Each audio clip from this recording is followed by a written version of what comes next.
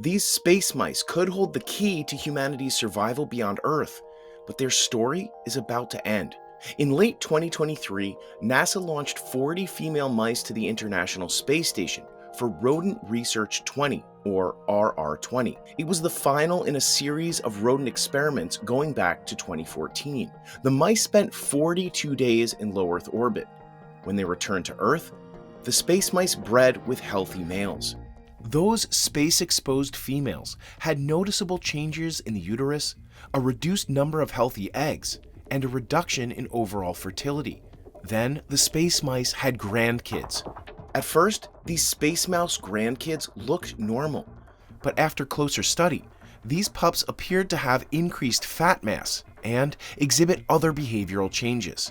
Scientists can't say exactly why this happened, but it means that spaceflight directly impacted their grandmother's eggs.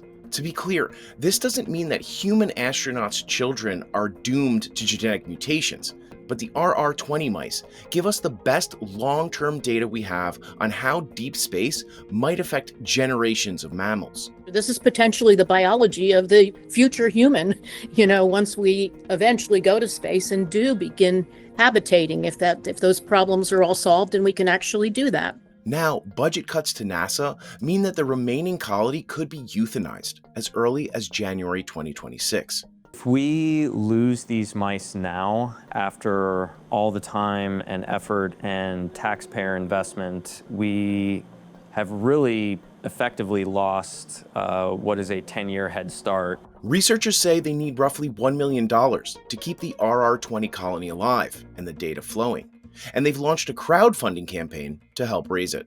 These little guys are the bellwethers for what we're up against. There was over a decade of time that was invested, at least $16 million of taxpayer money. Perhaps the most important thing that we can do to secure the future of this research right now, the future of humanity in space, is coming together to save Rodent Research 20.